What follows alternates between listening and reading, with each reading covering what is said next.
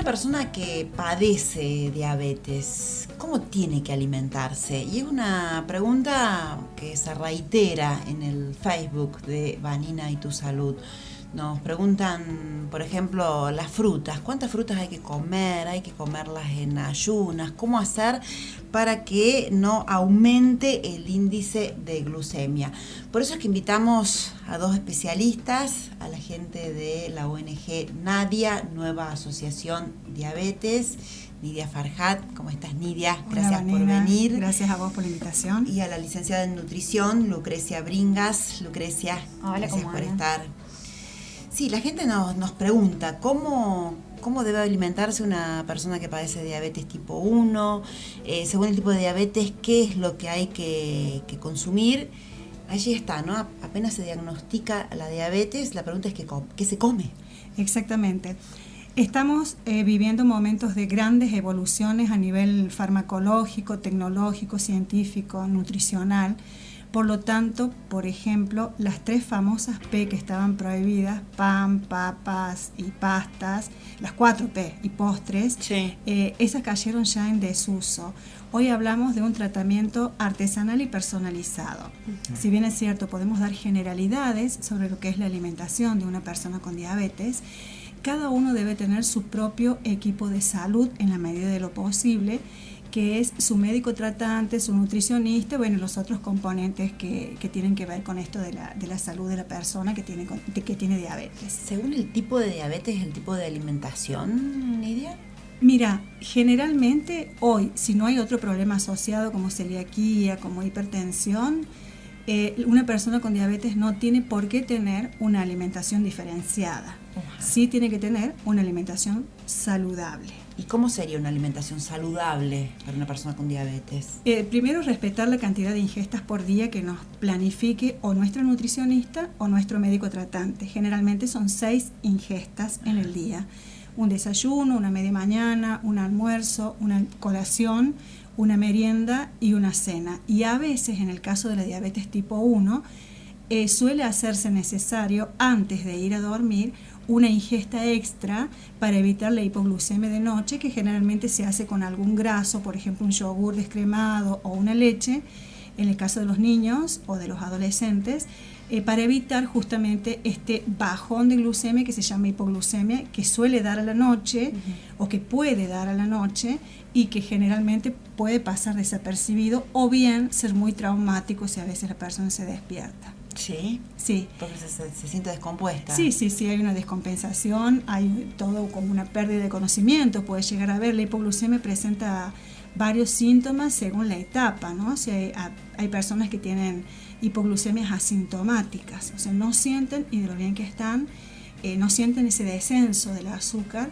quizás porque no hayan educado a tiempo su organismo. El sistema contrarregulador siempre nos avisa. Lo que pasa es que si no estamos educados diabetológicamente para escuchar nuestro cuerpo, lo más probable es que no se preste atención o pase desapercibido. Entonces generalmente viene un mal momento, que es la pérdida de conocimiento, una convulsión, un shock hipoglucémico severo. Esto se puede evitar justamente con el manejo no solamente de la insulinoterapia, de la actividad física, sino también de la alimentación. Uh-huh. Bien, ¿y cuáles son las claves en cuanto a la alimentación? Porque mucha gente nos pregunta, ¿se pueden consumir frutas? ¿Hay que consumirlas en ayunas? ¿Cómo hay que hacer? Bueno, primero hablar un poco de la alimentación y siempre hay que tener en cuenta cómo se venía alimentando la persona. Antes de tener el diagnóstico. No, una vez que se diagnosticó, sí, y llega a la consulta, primero lo que se pregunta cómo estaba comiendo, qué consume, y en base a eso se le hacen modificaciones. Ajá. Por lo general siempre se trata de que la dieta o el plan de alimentación se adapte a la persona, y no al contrario, que la persona se tenga que adaptar a esa dieta o a ese plan alimentario. Hay que tener en cuenta las actividades de la persona, si va al colegio, si va estudia algún estudio universitario, si hace actividad física, en qué trabaja, cuáles son sus horarios de trabajo. En base a eso se va a planificar la alimentación, porque la idea no es que tenga que cambiar algo de su vida diaria para alimentarse, o sea, ver qué puede comer en esos momentos que sea más adecuado también y que no lo excluya de las demás personas, o sea, que no tenga que comer algún alimento en particular. El tema de las frutas va a depender de la persona, de sus necesidades, de si hace actividad física, de la edad, de sus requerimientos, si está en normopeso, si está en sobrepeso, si presenta algún tipo de obesidad. Entonces son muchos los parámetros, pero la persona necesita comer frutas. O sea, no por tener diabetes no va a tener que comer frutas.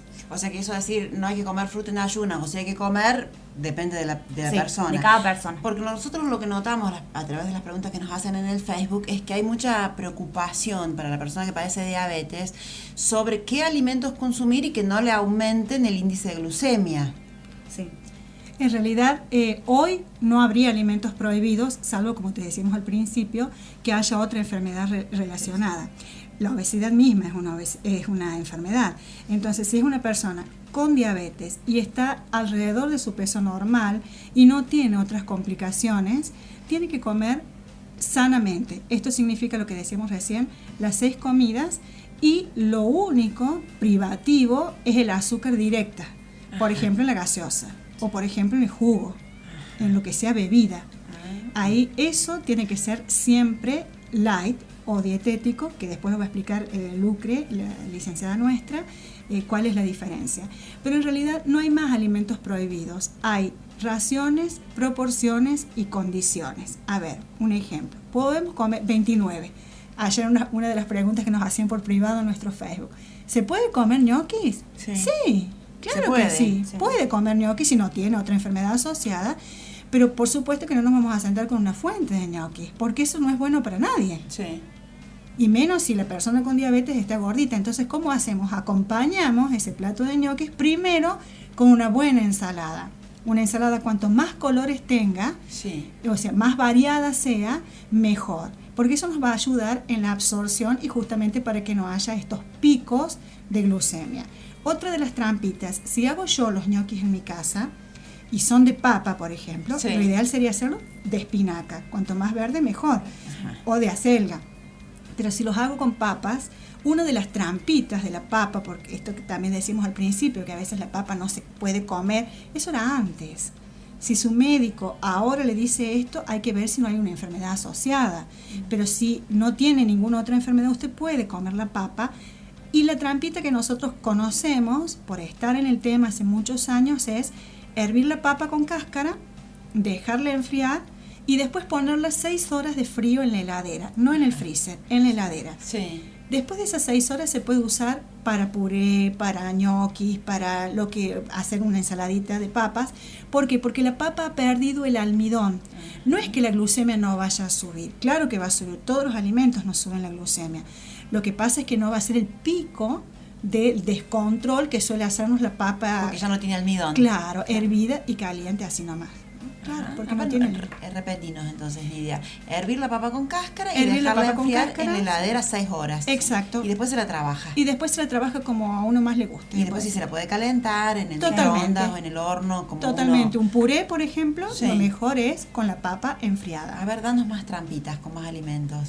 Con más alimentos. Siempre, la elección, por ejemplo, de cereales integrales, de frutas, por ejemplo, para mezclar un yogur. Sí. Un yogur con cereales, un yogur con frutas, siempre, por supuesto, que no tengan azúcar, ¿no? Estas mezclas son muy importantes porque aparte son saciógenas, o sea, no nos quedan con esa sensación de que tengo hambre.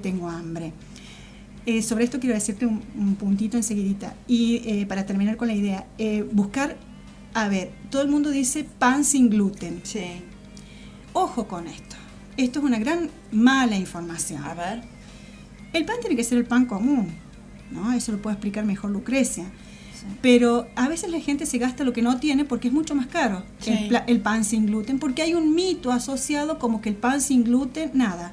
El pan sin gluten, nada. Hace lo mismo que el pan blanco. O sea, hay que usar el pan común, que es lo mismo que tostado, que no tostado.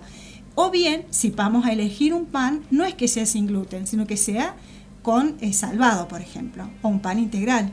Ajá. Al respecto, te quiero aclarar que a veces el niño con diabetes tipo 1 Sí. vive con apetito. Sí. Tiene hambre, y eso no hay que buscarlo por el lado de la nutrición, sino hay que buscarlo por el lado del efecto de la acción insulínica. Algo está fallando porque no tiene hambre él en sí mismo, sino son a ver, para decirlo de una manera cotidiana, sus células, las que están requiriendo ese alimento porque algo no está funcionando en su tratamiento de insulinoterapia. Hay que ir a consultar al médico, Sí. entonces. Sí. Y volvamos con el tema de los jugos. O sea que el jugo directamente no, tiene que ser un jugo light. Sí, el tema de los jugos, o sea, a decir verdad, siempre va a ser mejor uno light, de cualquiera marca que sea light. No tiene, muchas veces se comercializa una marca en particular, no es importante la marca, mientras sea light puede ser. Siempre tener en cuenta que va a ser mejor el agua que no un jugo, a decir verdad. Y sí evitar lo que son los jugos envasados tipo Bagio, Cepita, porque esos tienen muchas calorías y son muy concentrados en tema de lo que es hidratos de carbono simples. Entonces, el tema de elevar la glucemia van a hacer un pico bastante elevado. Va a ser un pico bastante elevado seguido de un descenso. Entonces eso no va a ser bueno para el tratamiento. Lo mismo que el jugo, muchas veces el jugo de exprimir naranja. Sí. Para hacer un jugo de naranja, por lo general se necesitan entre 3, 4 naranjas. Sí. Entonces hay que tener en cuenta también y disminuir el consumo de frutas. O sea, porque muchas veces se hace, por ejemplo, un jugo de naranja que tiene 4 frutas y después como frutas en el almuerzo, en la merienda. O sea, que hay que tener en cuenta que ahí consumir frutas, aparte que el tema de la subdivisión. La naranja, al estar exprimida, nada más estoy consumiendo el jugo. Va a ser mejor comer la naranja entera, con el ollejo, con el jugo todo completo. Un licuado de naranja mejor. Sí, o una naranja completa. Completo. Otro ejemplo, por ejemplo, la manzana. Va a ser Sí. mejor la manzana entera con la cáscara que no la manzana rallada. Ah, bien, Pero el bien. tema también del pico de glucemia, o sea, va a elevar la glucemia más la manzana rallada que no la manzana entera y con la cáscara, porque la cáscara tiene fibra. O sea, la fibra es lo que nos ayuda a tener mejores valores en la glucemia. Por eso, como decía Nidia, el tema de acompañar lo que es fideos, arroz o cualquier tipo de cereales con algún tipo de ensalada. Todo lo que es ensalada es rico en fibras, entonces esto nos ayuda a tener mejores valores de glucemia. Bien. Bueno, me encantó. Seguiría preguntándoles y escuchándolas más tiempo, pero bueno, se nos ha terminado. Las vamos a volver a invitar a Con otro gusto, programa. una sola cosita, la banana Sí. siempre tiene que ser pequeña y verde, verdosa. ¿Verdosa? Entonces no sube la glucemia. Mucha gente se prohíbe el saborcito de la banana. O sea, la banana madura no. No, pero una banana verdosa, no verde, verdosa Sí. y pequeña, esa se puede ingerir, y lo mismo que el helado, el gran mito. Siempre que se coman un helado, que sea de una bochita para darse el gusto, Sí. y que sea de crema, no de crema. agua. Ay, ¿por qué eso de crema y no de agua? Porque el tema de los helados de agua tienen mayor contenido de azúcar. O sea, para que se produzca un helado, o tiene que tener mucho contenido de grasa, o sea, crema, o mucho contenido de azúcar. El helado de agua, por lo general, tiene mucho azúcar, que nos va a elevar rápidamente la glucemia. En cambio, el tema de la grasa, el helado con crema, no va a ser tan, o sea, nos va a elevar la glucemia, pero no tan este pico que nos realizan, digamos, el helado de agua.